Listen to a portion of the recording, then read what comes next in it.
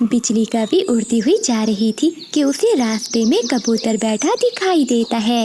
वो तुरंत कबूतर के पास जाती है। कबूतर भैया, तुम यहाँ मजे से बैठे दाना खा रहे हो और वहाँ तुम्हारे बेटे किक्की को चील उठा कर ले गई है। बिजली, सच बताओ। भला मुझे क्या जरूरत है झूठ बोलने की। बंटी कबूतर अपना दाना वहीं छोड़कर जल्दी से अपने घर की ओर भागता है। शरारत करना कोई मुझसे सीखे। झूठ बोलकर मुफ्त का दाना मिल गया है। कैसे बेवकूफ बनाया इस गंदी आंखों वाले को। किकी बेटा, आप ठीक तो हो ना? हाँ पापा, मैं तो ठीक हूँ। मैं तो घर के बाहर बैठा आपका इंतजार कर रहा था। उस दुष्ट कपी ने तो मेरी जान ही निकाल दी। उसने मुझसे कहा कि मेरे बेटे किक्की को चील उठा कर ले गई है। पापा, आप शांत हो जाएं। ऐसा कुछ भी नहीं है। जरूर कभी आंटी ने मजाक किया होगा। आज तो बहुत भूख लग रही है, चलो चलकर देखती हूँ, कोई शिकार मिल ही जाएगा। ऐसा सोचकर बिजली कभी अपने घर से निकलती है। वो उड़ती हुई जा रही थी कि उसे एक पेड़ के नीचे चिड़िया बैठी दिखाई देती है। चिड़िया पेड़ के नीचे बैठी मीठा फल खा रही थी। चिड़िया बहन, किसी ने तुम्हारे घर को आग लगा दी है। क्या बिजली, ये तुम क्या कह रही हो? मैंने तो अपना घर कल ही बहुत मेहनत से बनाया था। किसने जला दिया मेरा घर? चिड़िया जल्दी से अपने घर की ओर भागती है। वो उड़ते उड़ते एक पेड़ से टकराकर नीचे गिर जाती है, लेकिन वो फिर से उठती है और अपने घर की ओर भागती है। मीठा फल बस बिजली ही खा सकती है, क्योंकि मैं हूँ जंगल की सबसे अक्लमंद और चालाक कवि। बिजली कभी चिड़िया का मीठा फल खाती है और वहाँ से चली जाती है। अरे ये क्या, मेरा घर तो ठीक है, लेकिन बिजली ने मुझसे झूठ क्यों बोला? चिड़िया ऐसे बैठी हुई थी कि तभी वहाँ कबूतर आ जाता है। अरे चिड़िया बहन, क्या हुआ? तुम्हारा ये पाँव कैसे घायल हो गया? क्या बताऊँ कबूतर भैया, मैं तो पेड़ के नीचे बैठी मीठा फल खा रही थी। तभी उस दुष्ट कवि ने मुझसे कहा कि मेरा घर जल गया है, तो जल्दी में आते आते मैं एक पेड़ से टकरा गई। ऐसा ही मजाक उस काली कपी ने मेरे साथ भी किया था। हम छोड़ेंगे नहीं उसे, हम बदला लेंगे। नहीं कबूतर भैया, लड़ने की कोई जरूरत नहीं है। हम बिजली कपी को भी उसी की तरह उल्लू बनाएंगे और चील से पिटाई करवाएंगे। फिर चिड़िया अपनी सारी योजना कबूतर को बताती है। शाम के बाद चिड़िया कपी के घर के पास जाती है और उसके घर के बाहर बैठकर गुलाब जामुन खाने लगती है। चिड़िया, तुमने ये गुलाब जामुन कहाँ से लिए? थोड़े से मुझे भी दे दो। नाना, मैं तो ये मिठाई बहुत मुश्किल से लाई हूँ। ये तो चील दी गुलाब जामुन बांट रही है। क्या चील गुलाब जामुन बांट रही है? लेकिन किस खुशी में?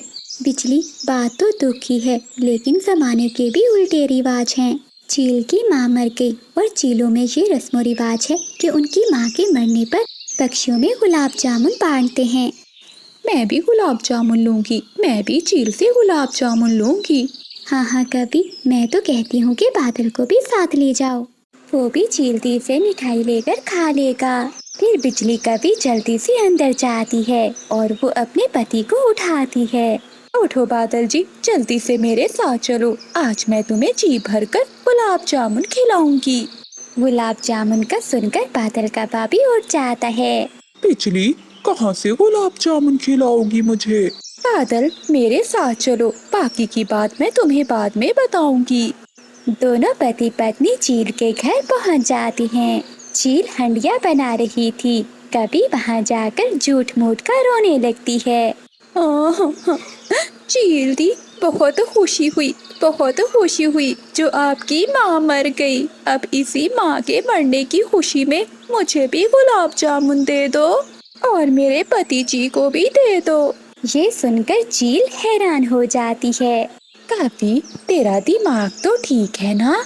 चील दी, जितने गुलाब जामुन तुमने चिड़िया को दिए हैं उससे ज्यादा ही लूंगी मैं, और मेरे पति को भी 3 गुलाब जामुन देना। अच्छा, तुम यहीं बैठो, मैं अभी तुम्हें देती हूँ। चील दूसरी तरफ से एक डंडा उठाती है। फिर चील उस लाठी से उन दोनों को मारती है। चील दी, अगर गुलाब जामुन नहीं देने तो ना दो, लेकिन हमें मारो तो ना। कमबख्त कपी, मेरी माँ बिल्कुल ठीक है। किसी ने तुमसे मजाक किया है। किसी तरह वो दोनों कभी अपनी जान बचाकर वहाँ से भागते हैं। बिजली बहन, कैसी लगी चील की मिठाई? स्वादिष्ट थी चिड़िया बहन, बहुत स्वादिष्ट थी। फिर चिड़िया और कबूतर हंसने लग जाते हैं और वो पति पत्नी काई काई करते हुए वहाँ से भाग जाते हैं। देखना कबूतर भैया, अब ये कभी किसी से भी मजाक नहीं करेगी। बहुत होशियार समझती थी अपने आप को। फिर चिड़िया और कबूतर भी अपने अपने घरों को चले जाते हैं। तेज बारिश में बादल कव्वा अपने घर के बाहर बैठा हुआ था। ये पक्षी भी बहुत चालाक हो गए हैं। क्या जाता है इनका, अगर एक दाना मुझे दे दिया करे। अब तो जंगल का कोई पक्षी भी मेरा विश्वास नहीं करता। क्या करूं मैं? आज तो भूख भी बहुत लगी है और ऐसी बारिश में अब मैं दाना कहाँ से ढूंढने जाऊंगा।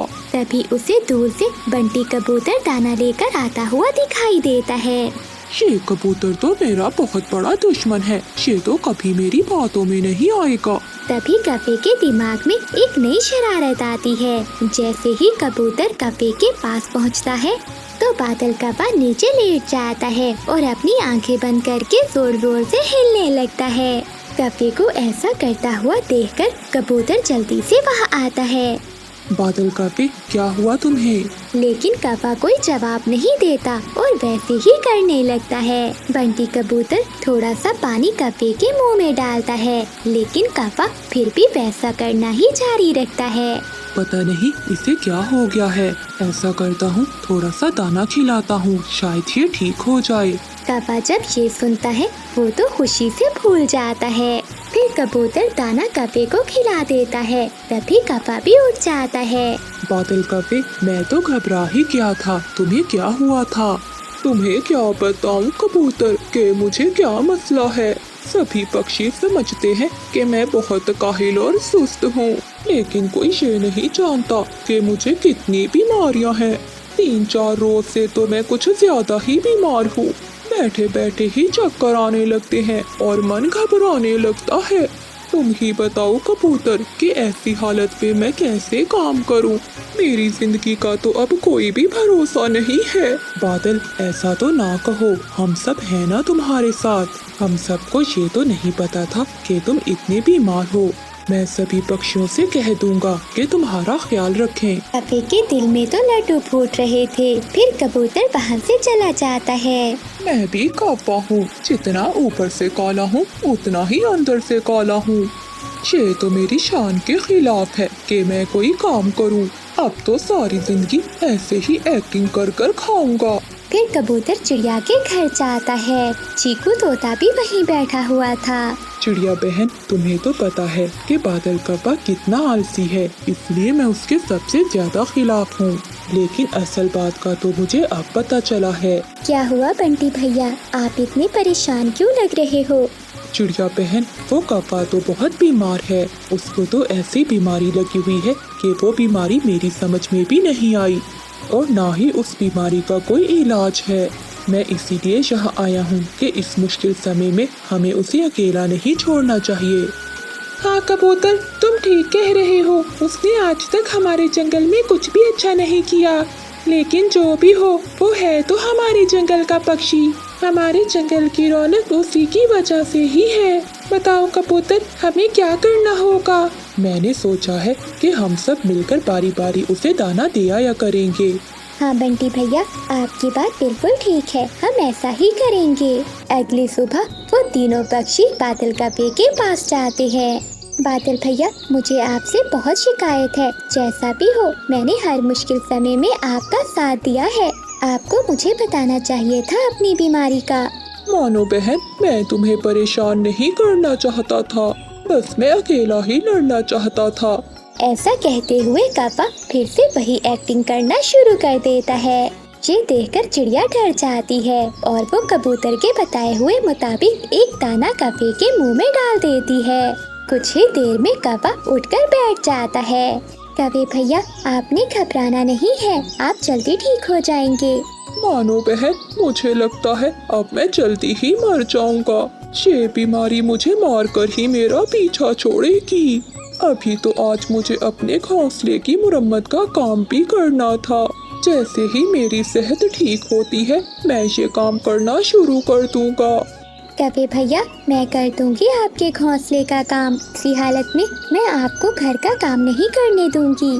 ठीक है चिड़िया बहन, अगर तुम कह रही हो तो ठीक है, वरना मैं खुद ही कर लेता।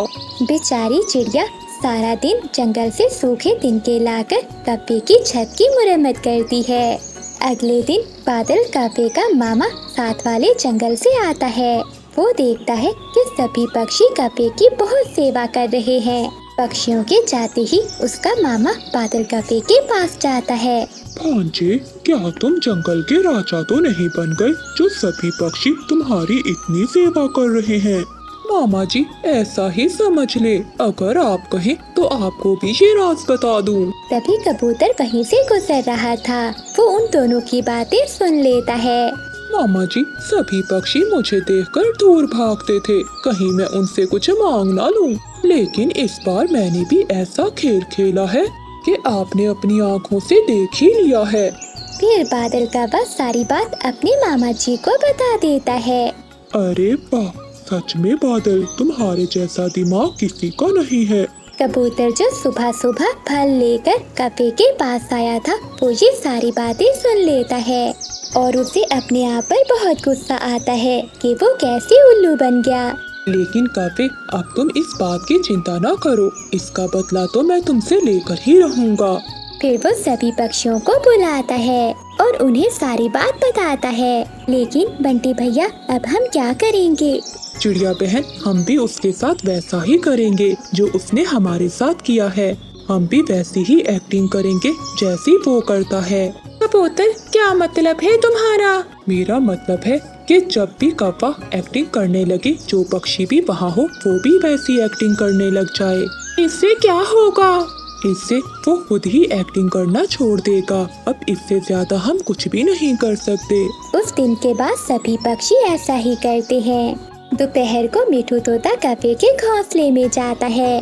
तोते को देखकर कप्पा वैसे ही करने लगता है। तुरंत तोता भी लेटकर अपनी आंखें बंद कर जोर जोर से हिलने लगता है। ये देखकर बादल कप्पा बहुत परेशान हो जाता है। शाम को जब रानू चिड़िया आती है तो कप्पा उसे देखकर भी वैसी एक्टिंग शुरू कर देता है। तो मानो चिड़िया भी कप्पे की एक्टिंग करना शुरू कर देती है। कप्पा तो और भी परेशान हो जाता है। मैं तो ऐसे ही एक्टिंग कर रहा था, ये सभी पक्षियों को क्या हो गया है? अब मेरे दाने का क्या होगा? अगली सुबह कबूतर घबराया हुआ कप्पे के पास जाता है। बादल यार, पूरे जंगल में तुम्हारी बीमारी फैल गई है। मैं अभी पास के जंगल में बुलबुल डॉक्टर से मिलकर आया हूँ। पता है उसने क्या कहा है? क्या कहा है उसने? उसने कहा है कि ये बीमारी जिसको सबसे पहले लगी है उसके दिल को निकालना होगा, फिर ही मैं उसके दिल की वजह से इस बीमारी को जान पाऊंगी। बादल यार, अब सभी पक्षियों की जिंदगी का सवाल है। मुझे पूरा यकीन है कि तुम अपने दोस्तों के लिए ये कुर्बानी जरूर दोगे। ये सुनकर बादल कप्पे के तो रंग ही उड़ जाते हैं। लेकिन मुझे तो कोई ऐसी बीमारी है ही नहीं, तो क्यों मैं अपना दिल दूं? तभी बाकी सब पक्षी भी आ जाते हैं। मैं तो बस ड्रामा कर रहा था आप सबसे दाना लेने के लिए। कप्पे, हम सब भी ड्रामा ही कर रहे थे तुमसे सच बुलवाने के लिए। क्या तुम खुद को ज्यादा होशियार समझ रहे थे, लेकिन तुमसे ज्यादा बुद्धू कोई भी नहीं है इस जंगल में। काश मैं बहुत अमीर पक्षी होता, मेरा भी बड़ा घर होता, ढेर सारा पैसा होता और ऐसी बारिश से बचने के लिए कोई छत होती। तिनकों के टूटे हुए घोंसले में चीकू तोता बैठा ऐसा सोच रहा था। जंगल में बारिश ने शोर मचा रखा था। चांदनी चिड़िया को दूर से आता हुआ चीकू तोता देख लेता है। टूट गया चीकू भैया, मेरा घोंसला भी टूट गया। जो दाना बचा कर रखा था वो भी पानी में बह गया, सब बर्बाद हो गया है। हाँ चांदनी बहन, मैं तो पहले से ही बहुत चिंतित हूँ क्योंकि कल से बारिशें हो रही हैं। आखिर ये हमारे तिनकों के घोंसले कब तक टिक सकते हैं? इन्हें तो टूटना ही है। चीकू भैया, मैंने सुना है कि बिजली और बादल दूसरे जंगल में किसी सुरक्षित जगह पर जा रहे हैं। चलो हम भी उन्हीं के साथ चले जाते हैं। चिड़िया, वो कौवे इतने अच्छे हैं तो नहीं, चलो जाकर देख लेते हैं। बादल घोंसला उठाओ और मेरा मकई का भुट्टा ढूंढो। बिजली कभी पेड़ की डाल पर बैठी हुई थी और बादल कौवा नीचे पानी में गिरे हुए घोंसले को इधर उधर करके गोरी कपी का एक मकई का भुट्टा ढूंढ रहा था। यहाँ कुछ नहीं है, मैंने सब देख लिया है। शायद वो भुट्टा पानी में बह गया होगा। खुद तो पेट भर कर खा लिया, अब मैं क्या भूखी रहूंगी। बिजली, हमें देर हो रही है, हमें रात होने से पहले पहले दूसरे जंगल में जाना होगा। तभी चांदनी चिड़िया और चीकू तोता भी वहाँ पहुँच जाते हैं। बिजली, बादल भैया कहाँ है? वो बैठा है नीचे, मेरा मकई का भुट्टा ढूंढ रहा है। तभी बादल कौवा भी वहाँ आ जाता है। तभी भैया, मैंने सुना है कि आप दूसरे जंगल में किसी सुरक्षित जगह पर जा रहे हो। हाँ, मैं पिछले महीने गया था वहाँ। वहाँ एक गुफा है, हम वहीं जाकर बैठ जाते हैं, वहाँ हम बारिशों से बच जाएंगे। हाँ बादल भैया, अगर हम सब एक साथ होंगे तो एक दूसरे की मदद भी कर पाएंगे। बादल, अब जल्दी से चलो, मेरा तो शरीर कांप रहा है ठंड से। फिर कौवा आगे आगे उड़ता है और सभी पक्षी बादल कौवे के पीछे पीछे जाते हैं। वहाँ एक पहाड़ों के पास पुरानी गुफा थी। उस गुफा के दरवाजे पर ढेर सारा घास और बेलें उगी हुई थी। ये है वो पुरानी गुफा जिसकी मैंने पिछले दिनों खोज की थी। अंदर आ जाओ, अंदर से ये बिल्कुल साफ सुथरी है, हम सब यहाँ रह सकते हैं। बादल भैया, यहाँ तो हम बारिश से भी बच सकते हैं, अब हम जी सकेंगे।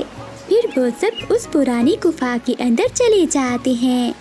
मोटी चोंच वाले, वहाँ बैठो चिड़िया के साथ, ये जगह मेरे बादल जी की है।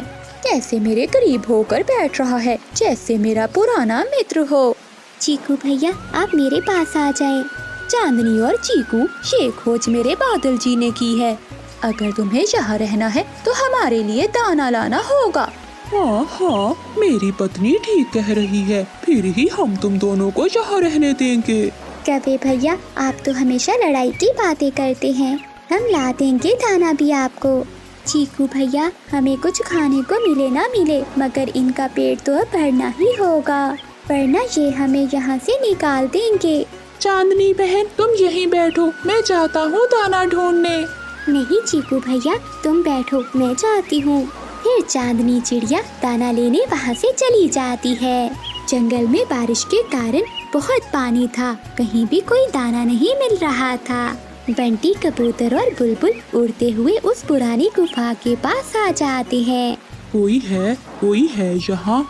हाँ, हम हैं यहाँ, बताओ क्या बात है। पक्षियों को देखकर बुलबुल और कबूतर खुश हो जाते हैं। मैं समझा कि यहाँ कोई भी नहीं होगा।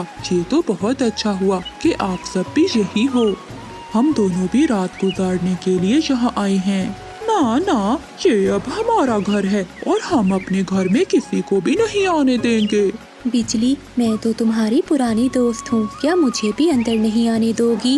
गंदी मोटी बुलबुल, याद है तुम्हें वो दिन जब मैंने तुम्हारा दाना चुरा कर खाया था? तूने तो मार मार कर मेरी पूंछ तोड़ दी थी।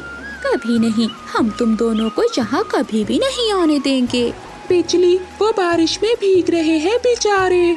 अगर वो भीग रहे हैं तो भीगे, अगर तुम्हें इतनी ही चिंता है तो तुम भी उसके साथ चले जाओ। तभी चांदनी चिड़िया भी थक हार कर वापिस आ जाती है। बिजली, माफ करना, मुझे तो पूरे जंगल में एक भी दाना नहीं मिला।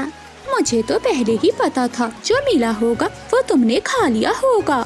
बिजली, सच मैं भी भूखी हूँ, मैं इतनी लालची नहीं हूँ कि मेरे दोस्त भूखे हों और मैं अपना पेट भर लूँ। चीकू तोता चांदनी चिड़िया को बताता है। चिड़िया, कबूतर और बुलबुल बाहर बैठे हैं, बिजली और बादल उन्हें अंदर नहीं आने दे रहे। कवि और कवि, वो दोनों रात बारिश में कैसे गुजारेंगे? आप उन्हें अंदर आने दें। मैं तो इन्हें अंदर नहीं आने दूंगी, मरते हैं तो मरें। ठीक है बिजली, अगर तुम उन दोनों को अंदर नहीं आने दोगी तो हम भी यहाँ नहीं रहेंगे। चलो चीकू, ऊपर वाला हमें भी कोई सुरक्षित जगह दे ही देगा।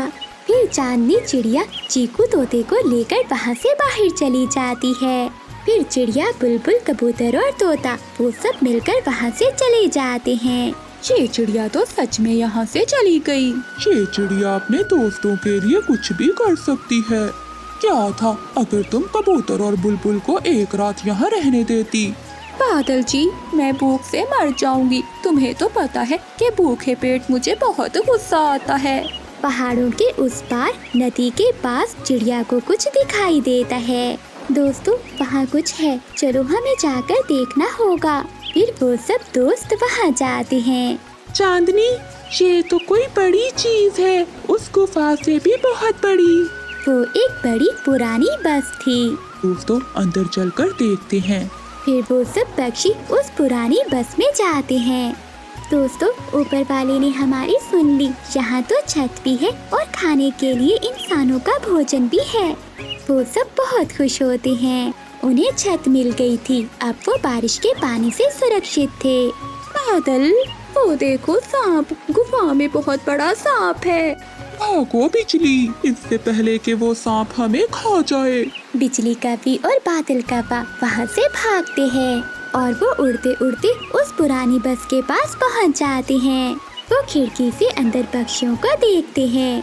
चांदनी, तुम यहाँ हो और मेरा दिल नहीं लग रहा था अकेले। बिजली, अब हम सुरक्षित हैं, तुम्हारी उस गुफा से भी ज्यादा। देखो देखो, हमारे पास तो इंसानों की खाने वाली चीजें भी है।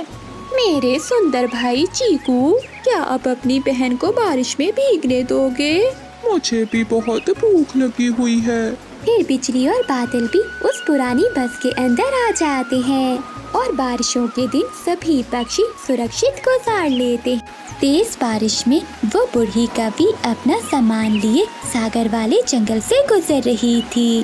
बारिश तो बहुत तेज है। अगर ऐसी बारिश में मैं भीगती रही तो बूढ़ी जान कब तक जिंदा रह सकती हूँ। अब तो मुझे कोई ना कोई आसरा तो ढूंढना ही होगा।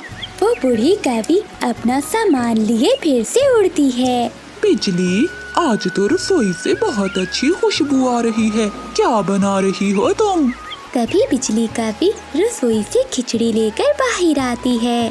बादल जी, खुशबू कैसे ना आती? बिजली ने पहली बार खिचड़ी जो बनाई है। वाह वाह बिजली, परंतु ये चावल कहाँ से आए?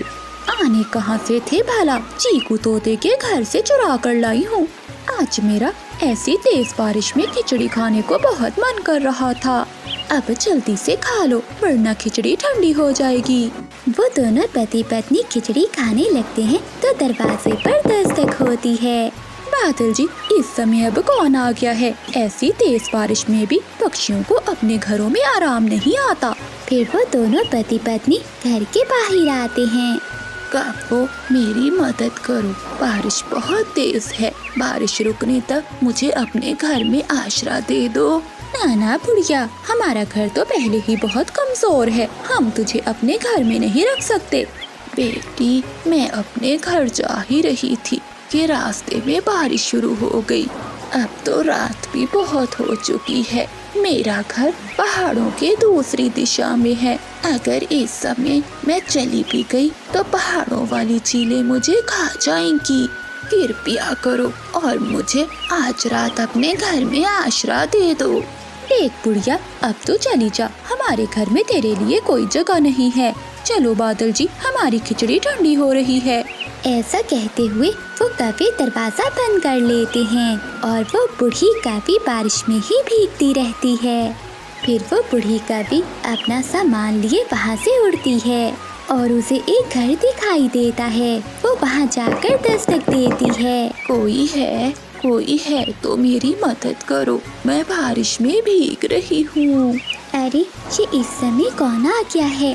जरा जाकर देखती हूँ, शायद कोई मुसीबत में हो।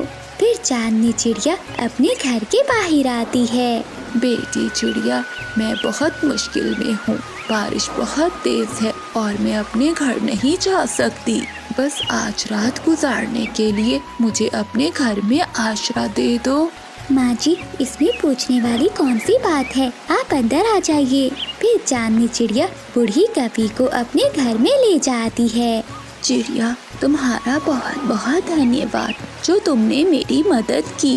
नहीं माँ जी, ऐसी कोई बात नहीं, आप ये दाना खा लीजिए, आपको भूख लगी होगी। फिर बूढ़ी कवि भोजन खा लेती है। फिर वो दोनों सो जाती हैं। अगली सुबह बारिश भी रुक जाती है। चिड़िया बेटी, तुम बहुत अच्छी हो, मैं तुम्हें कुछ देना चाहती हूँ। ये लो, ये सेब का बीज है, तुम इसे अपने आंगन में दबा देना और देखना बहुत जल्दी बहुत बड़ा सेब का पेड़ लग जाएगा। ऐसा कहते हुए वो बूढ़ी काफी वहाँ से चली जाती है। फिर चांदनी चिड़िया वो बीज अपने आंगन में बो देती है। अब मैं जल्दी से भोजन ले आती हूँ, कहीं फिर से बारिश न शुरू हो जाए।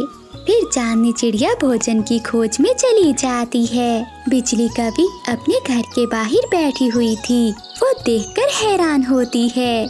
बादल, बादल जी जल्दी आओ, जरा देखो। बादल कपा जल्दी से बाहर आता है। क्या हुआ बिजली, क्यों इतनी सुबह सुबह शोर मचा रही हो, सोने भी नहीं देती? वो देखो बादल, चिड़िया के आंगन में कितना बड़ा सेब का पेड़ है और उस पर लाल लाल रंग के सेब भी लगे हुए हैं। बिजली, ये कैसे हो गया? कल तो यहाँ एक पत्ता भी नहीं था और आज ये सेब का पेड़। चलो पास चलकर देखते हैं। फिर बिजली और बादल चिड़िया के सेब के पेड़ के पास जाते हैं और वो कुछ सेब तोड़कर खाने लगते हैं। बिजली, ये सेब तो बहुत मजे का है। बादल, मुझे लगता है कि चिड़िया को इस पेड़ का पता नहीं है, तभी तो वो भोजन लेने गई है। अगर उसे पता होता तो वो भोजन लेने क्यों जाती? हाँ बिजली, तुम ठीक कह रही हो, लेकिन अब हम उस चांदनी को ये पेड़ नहीं लेने देंगे। फिर वो दोनों पति पत्नी उसी पेड़ पर अपना एक घोंसला बना लेते हैं। शाम को चिड़िया जब दाना लेकर वापस आती है तो वो सेब के पेड़ को देखकर बहुत हैरान होती है। अरे, ये तो मैंने सुबह ही सेब का बीज लगाया था, इतनी जल्दी ये पेड़ भी उग गया। ये जरूर जादुई सेब का पेड़ होगा। चिड़िया पेड़ के नीचे बैठी हुई थी, तभी वो कौवे भी वहाँ आ जाते हैं। अरे ओ छोटी चिड़िया, यहाँ क्या कर रही हो? चलो जाओ यहाँ से। क्या मतलब बिजली, ये पेड़ मेरा है और मैंने ही सुबह इसका बीज बोया था। चांदनी, इस पेड़ पर हमने अपना घोंसला बनाया है और आज से ये पेड़ हमारा है। चली जाओ यहाँ से, वरना मार मार कर पंख तोड़ दूंगा मैं तुम्हारे। चांदनी चिड़िया तो पहले ही बहुत भोली भाली थी, वो कौवों से डर जाती है और वहाँ से चली जाती है। ऐसे ही कुछ दिन बीत जाते हैं। एक दिन वो बूढ़ी कौवी फिर से चिड़िया के पास आती है। माँ जी, आप तो वही है ना जो मुझे सेब का बीज देकर गई थी? हाँ बेटी, मैं वही कौवी हूँ, लेकिन बेटी उस पेड़ पर तो कौवे सो रहे हैं। बेटी, वो कोई साधारण बीज नहीं था, वो एक जादुई बीज था। फिर चांदनी चिड़िया सारी बात बूढ़ी कौवी को बता देती है। बेटी, ये कौवे बहुत चालाक हैं, इन्हें सबक सिखाना ही होगा। बेटी, ये लो कुछ बीज, ये तुम अपने आंगन में डुबा देना, फिर देखना उन कौवों को सजा मिल जाएगी। ऐसा कहते हुए वो बूढ़ी कौवी वहाँ से चली जाती है। फिर चांदनी चिड़िया उन बीजों को अपने आंगन में डुबा देती है। थोड़ी देर बाद वहाँ ढेर सारे फलों के पेड़ लग जाते हैं। चिड़िया ये देखकर बहुत खुश होती है, लेकिन बिजली और बादल तो जल रहे थे। बादल जी, ये क्या? चिड़िया के पास तो हर फल के पेड़ उग गए हैं और हमारे पास ये एक सेब का पेड़ ही है। बिजली, अब जंगल के सभी पक्षियों को पता चल गया है कि हमारे पास ये सेब का पेड़ ही है। बादल जी, अगर वो पेड़ हमारे नहीं हो सकते तो हम उन पेड़ों को काट देंगे। हाँ बिजली, ये ठीक है, रात होते ही हम ये पेड़ काट देंगे। ऐसे उस छोटी चिड़िया के पास एक भी पेड़ नहीं बचेगा। रात होते ही कुल्हाड़ी लेकर वो कौवे चिड़िया के फलों के पेड़ों के पास आ जाते हैं। जैसे ही बादल कौवा कुल्हाड़े से पेड़ काटने लगता है तो वो पेड़ की कुछ शाखाएं कौवों को मारने लगती हैं। अरे ये क्या? ये पेड़ तो हमें मार रहे हैं, छोड़ दो, हमें छोड़ दो। हाँ पेड़ जी, हमें छोड़ दो, हम यहाँ से दूर चले जाएंगे, छोड़ दो हमें। किसी तरह से अपनी जान बचाकर वो कौवे वहाँ से भाग जाते हैं। बिजली कौवी उड़ती हुई जा रही थी कि उसे रास्ते में कबूतर बैठा दिखाई देता है। वो तुरंत कबूतर के पास जाती है। कबूतर भैया, तुम यहाँ मजे से बैठे दाना खा रहे हो और वहाँ तुम्हारे बेटे किक्की को चील उठा कर ले गई है। बिजली, सच बताओ।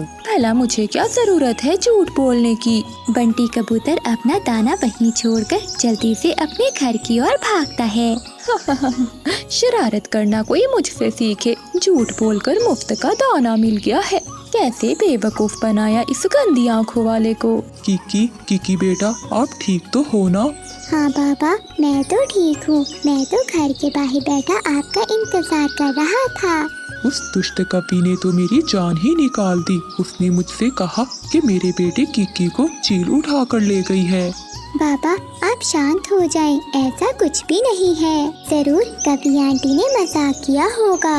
आज तो बहुत भूख लग रही है, चलो चलकर देखती हूँ, कोई शिकार मिल ही जाएगा। ऐसा सोचकर बिजली कभी अपने घर से निकलती है। वो उड़ती हुई जा रही थी कि उसे एक पेड़ के नीचे चिड़िया बैठी दिखाई देती है। चिड़िया पेड़ के नीचे बैठी मीठा फल खा रही थी। चिड़िया बहन, किसी ने तुम्हारे घर को आग लगा दी है। क्या बिजली, ये तुम क्या कह रही हो? मैंने तो अपना घर कल ही बहुत मेहनत से बनाया था। किसने जला दिया मेरा घर? चिड़िया जल्दी से अपने घर की ओर भागती है। वो उड़ते उड़ते एक पेड़ से टकराकर नीचे गिर जाती है, लेकिन वो फिर से उठती है और अपने घर की ओर भागती है। मीठा फल बस बिजली ही खा सकती है, क्योंकि मैं हूँ जंगल की सबसे अक्लमंद और चालाक कवि। बिजली कभी चिड़िया का मीठा फल खाती है और वहाँ से चली जाती है। अरे ये क्या, मेरा घर तो ठीक है, लेकिन बिजली ने मुझसे झूठ क्यों बोला? चिड़िया ऐसे बैठी हुई थी कि तभी वहाँ कबूतर आ जाता है। अरे चिड़िया बहन, क्या हुआ? तुम्हारा ये पंख कैसे घायल हो गया? क्या बताऊँ कबूतर भैया, मैं तो पेड़ के नीचे बैठी मीठा फल खा रही थी। तभी उस दुष्ट कवि ने मुझसे कहा कि मेरा घर जल गया है, तो जल्दी में आते आते मैं एक पेड़ से टकरा गई। ऐसा ही मजाक उस काली कपी ने मेरे साथ भी किया था। हम छोड़ेंगे नहीं उसे, हम बदला लेंगे। नहीं कबूतर भैया, लड़ने की कोई जरूरत नहीं है। हम बिजली कपी को भी उसी की तरह उल्लू बनाएंगे और चील से पिटाई करवाएंगे। फिर चिड़िया अपनी सारी योजना कबूतर को बताती है। शाम के बाद चिड़िया कपी के घर के पास जाती है और उसके घर के बाहर बैठकर गुलाब जामुन खाने लगती है। चिड़िया, तुमने ये गुलाब जामुन कहाँ से लिए? थोड़े से मुझे भी दे दो। नाना, मैं तो ये मिठाई बहुत मुश्किल से लाई हूँ। ये तो चील दी गुलाब जामुन बांट रही है। क्या चील गुलाब जामुन बांट रही है? लेकिन किस खुशी में? बिजली, बात तो दुख की है, लेकिन जमाने के भी उल्टे रिवाज हैं। चील की माँ मर गई और चीलों में ये रस्म रिवाज है कि उनकी माँ के मरने पर पक्षियों में गुलाब जामुन बांटते हैं। मैं भी गुलाब जामुन लूंगी, मैं भी चील से गुलाब जामुन लूंगी। हाँ कभी, मैं तो कहती हूँ कि बादल को भी साथ ले